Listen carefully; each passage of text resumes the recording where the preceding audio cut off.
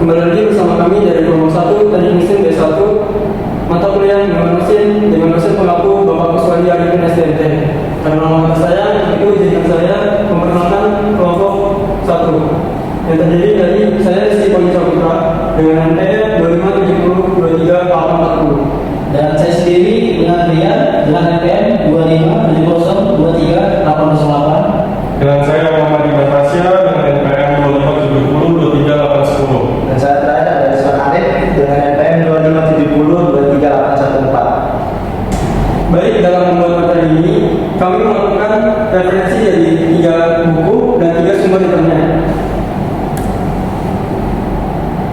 Untuk tujuan pembelajarannya, yang pertama kita dapat mendefinisikan dan mengadili bahan mesin yang berkulir. Kemudian yang kedua, kita dapat mengidentifikasi beragam bentuk kulir. Yang ketiga, menggambar kulir secara skematik dan sederhana dalam potongan dan evaluasi. Kemudian yang keempat, kita dapat mendefinisikan spesifikasi kulir. Yang kelima, kita dapat mengidentifikasi beragam pengikat atau fastener dan menguraikan penggunaannya. Dan yang keenam, menggambar beragam jenis pola baut. Dan yang ketujuh, 5 contoh gambar teknik tentang kulir, baut, dan mur. Baik, untuk di pendahulunya, kulir, baut, dan mur merupakan alat mesin yang sangat penting dalam dunia teknik mesin, yang dimana komponen ini digunakan sebagai pengikat dan penyambung antara bagian mesin agar menjadi satu kesatuan yang kuat dan dapat bekerja dengan baik.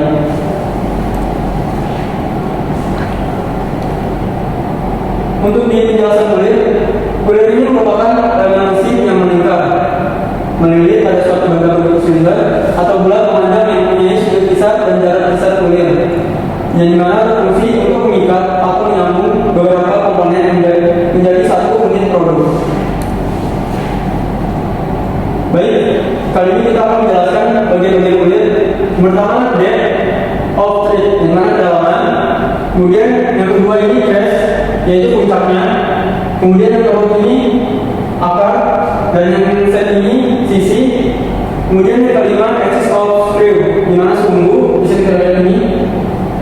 Kemudian karena minor diameter, yang ketujuh pitch diameternya.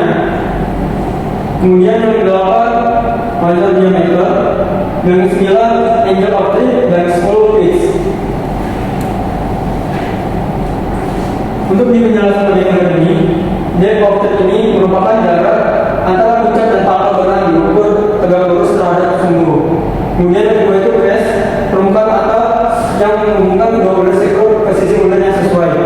Yang ketiga, permukaan bawah yang menyatukan sisi-sisi dari dua ulir yang bersebelahan. Yang keempat, set merupakan benang yang menghubungkan puncak dengan akar. Untuk yang kelima, axis of screw, garis tengah memanjang yang melewati skru. Yang keenam, diameter terkecil dari ulir skru baik untuk ulir dalam maupun ulir luar. Nah, yang ketujuh ini diameter silinder imaginer yang melewati kulit, di mana lebar ulir itu dan lebar ruangnya sama. Kemudian ke-8 banyak diameter, di mana diameter terbesar ulir skru baik itu ulir dalam maupun ulir luar. Nah, kemudian ada 9 angle of thread, di mana sudut antara sisi ulir ini diukur pada bidang yang melalui sumbu skru. Nah, 10 merupakan jarak dari suatu titik pada kulit sektor ke titik yang sesuai. Oke, beragam bentuk kulit ini. Yang pertama kulit segitiga, yang kedua kulit segi 4 atau square feet, yang ketiga kulit trapesium, yang keempat kulit bulat, yang kelima kulit bulat, yang keenam ini kulit tandu. Oke, untuk step selanjutnya bisa dilanjutkan oleh rekan saya, Mas Ria, dipersilakan. Oke, untuk melanjutkan materi dari Mas Rizky, di sini yang pertama ada jenis dari kulir segitiga.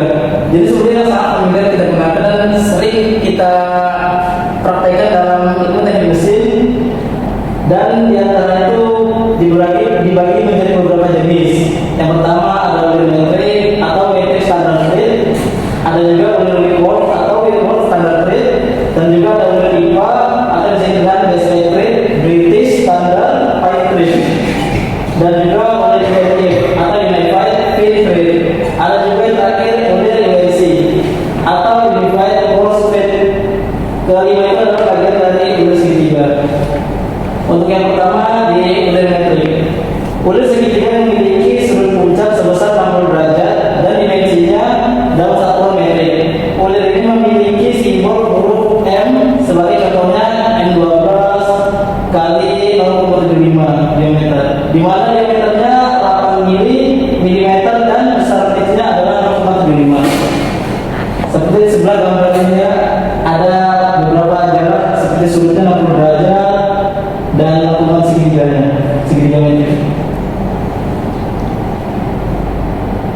Untuk selanjutnya di ulir windward. Ulir windward merupakan jenis ulir segitiga dengan sudut puncak 55 derajat. Satuan dimensinya dari ulir jenis ini adalah inci dan simbolnya adalah huruf V. Sebanding atau berbanding terbalik dengan ulir metrik yang awal. Sebagai contoh ulir dari W ini adalah W 38 inci dikali 10 dpi. Dan penjelasan dari ulir windward adalah dengan diameter 38 inci terdapat 20 ulir per inch atau dpi. Di sebelah ada gambar tentang ulir windward yang dengan sudutnya 55 derajat.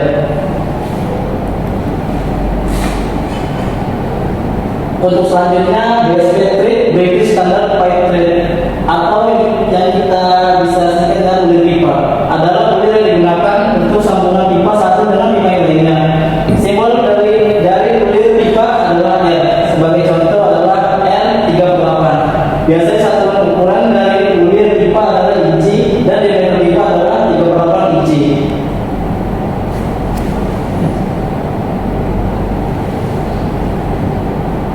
Yang selanjutnya ada ulir WNF atau Unified Fine Treat. Jenis ulir WNF adalah ulir dengan permukaan yang halus dibanding permukaan ulir jenis lainnya. Sudut puncak dari ulir ini adalah 60 derajat dan ulir jenis ini memiliki satuan inci dan simbol dari ulir WNF adalah UNF. Sebagai contoh UNF 38 inci dikali 20 dpi. Selanjutnya ada ulir UNC atau Unified Force Treat. Jenis ulir ini adalah yang permukaannya lebih tebal dan lebih kasar daripada ulir WNF. Lebih tebal dan lebih kasar yang dimaksud karena jumlah ulir di UNC lebih sedikit daripada jumlah ulir di WNF. Contoh 38 inci minus 12 UNC, di mana ulir UNC dengan diameter benda 38 inci dan jumlah ulirnya adalah 12. Atau sering kita lihat dengan ulir halus ya.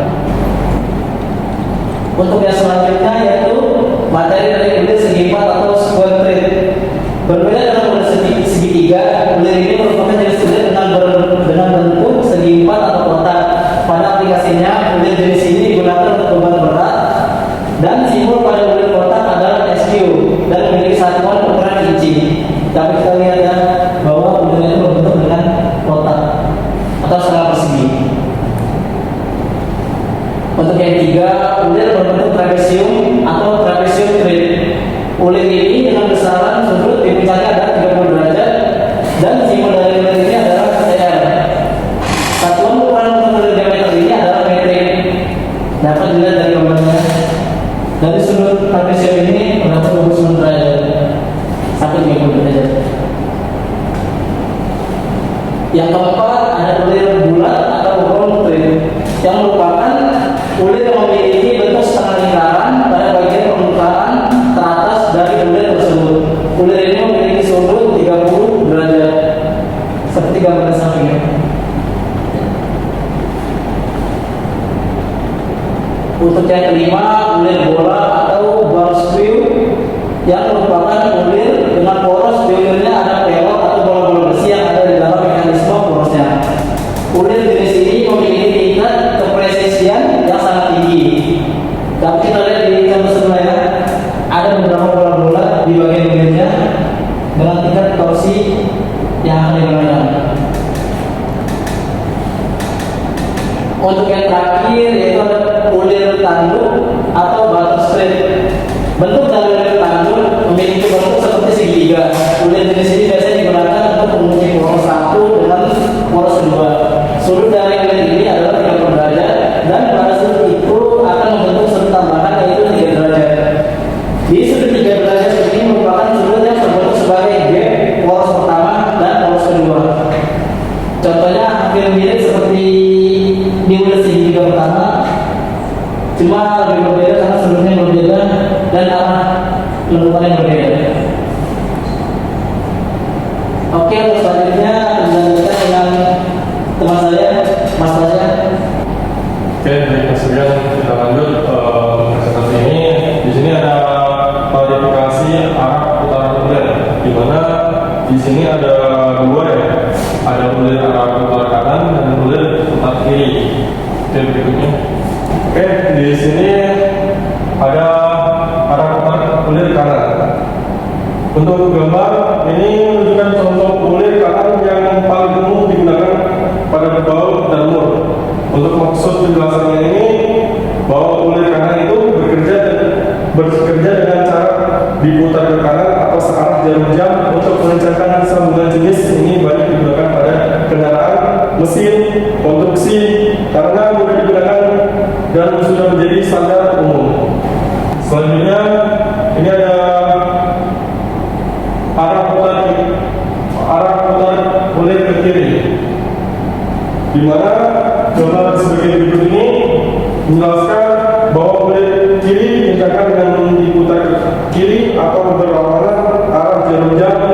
Kulit ini juga digunakan pada komponen tertentu agar mudah terlepas akibat putaran mesin, misalnya pada pedal sepeda atau bagian mesin yang berputar sangat cepat. Oke, di sini ada gambar kulit rinci luar skematik dan sederhana. Di sini ada gambar-gambarnya, di mana ada kulit rinci luar, dan di sini ada garis terakhir atau garis puncak. Di sini ada garis ujung. Selanjutnya itu ada skematik. Untuk skematik untuk gambarnya sebagai berikut, terus ada disederhanakan untuk gambar sebagai berikut. Oke, di sini ada gambar kulit rinci dalam skematik dan sederhana. Di sini ada kulit rinci dalam, di mana ini ada posisi potong, elevasi dan ujung. Di mana potongan itu garis akar dan puncak dapat di belakang. Terus untuk elevasi sebagai berikut. Terus untuk ujung ini ada lingkaran kejal jika ini di belakang. Terus ada skematik dan disederhanakan, di mana gambar sebagai berikutnya. Ini di mana ini ada yang paling disederhanakan, terus ini ada skematik. Oke, mungkin itu aja. Selanjutnya akan dibacakan Mas Rizwan Arif. Mungkin saya akan melanjutkan materi dari Mas Pasya. Di sini ada pemecahkan atau fastener. Fastener merupakan sebuah produk yang digunakan dalam proses perakitan untuk memecahkan atau menggabungkan bagian-bagian yang berbeda sehingga dapat tersambung menjadi satu bagian. Menggunakan fastener dapat memudahkan proses perakitan terutama untuk mengatasi permasalahan di mana komponen perakitan tersebut tidak tersedia dalam bentuk utuh.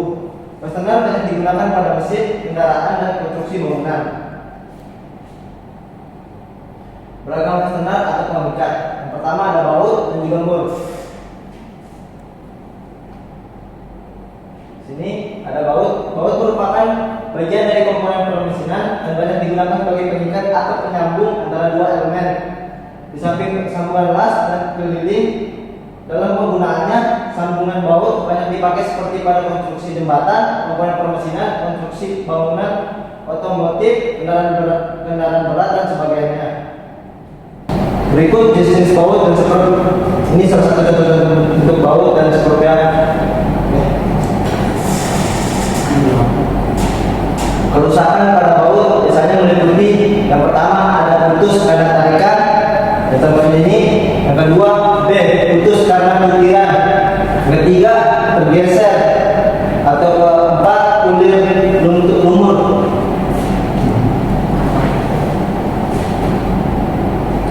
Dan di sini ada mur. Mur adalah komponen pengikat berbentuk cincin dengan kulir di bagian dalam yang dipasangkan dengan baut untuk menyatukan dua atau lebih benda. Dalam penggunaannya, komponen ini bekerja dengan memberikan tekanan pada baut agar tidak mudah lepas akibat getaran atau beban dinamis. Dan sini juga ada jenis-jenis mur ya. Ini salah satu contohnya bentuk-bentuk mur dari segi enam maupun mur panjang dan lain-lain. Spesifikasi untuk baut dan mur. Yang pertama itu ada ukuran nominal pada baut. Yang kedua ada spesifikasi ulir atau contoh atau catatan ulir. Yang ketiga ada panjang baut. Dan keempat pengerjaan akhir baut. Dan kelima jenis kepala. Dan enam tunama. Ini 5 cara menggunakan ulir, baut dan mur. Yang pertama membuat segi 6 yang beraturan pada gambar pandangan samping kanan. Ini salah satu contohnya. Yang kedua membuat sebuah lingkaran dalam atau lebar kunci yang menyinggung segi paling pojok contohnya. Yang ketiga, membuat tingkat kulir luar dengan garis tebal, kulir yang berbocah, contohnya yang di sini. Yang keempat, membuat tingkat kulir atau lebar terteras dan garis tipis seperempat bagian hilangkan. Yang kelima, selanjutnya memproyeksikan pandangan atas itu ke pandangan depan dan pandangan samping kanan yang mengikuti ukuran. Jadi contohnya ada 5 cara membuat kulir baut dan timur. Sini 5 contoh gambar teknik tentang kulir, baut, dan mur. Yang pertama ada gambar teknik membuat baut dan mur ukuran M36. Yang kedua ada gambar teknik membuat mur.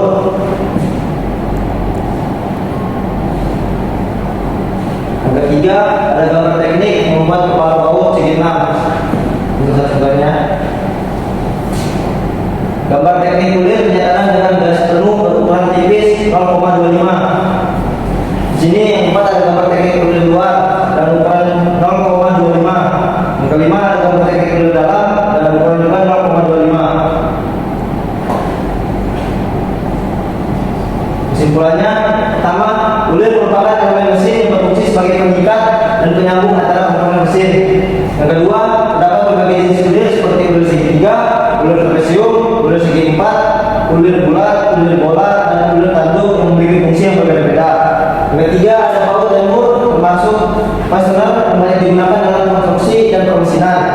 Yang keempat ada dalam gambar teknik kulir, baut, dan mur harus digambarkan sesuai standar agar mudah dipahami dan sesuai spesifikasi. Yang kelima ada pemahaman tentang kulir, baut, dan mur sangat penting dalam bidang teknik mesin khususnya pada proses perancangan dan perakitan komponen. Baik, terima kasih. Mungkin ini ada penjelasan dari kami tentang materi kulir, baut, dan mur. Selebihnya mohon maaf. Semoga bisa bermanfaat untuk teman-teman dan rekan-rekan saya. Oke, ini ada. Sekian, terima kasih. Wassalamualaikum warahmatullahi wabarakatuh. Salam solidarity forever. Salam solidarity forever. Salam solidarity forever. Sing.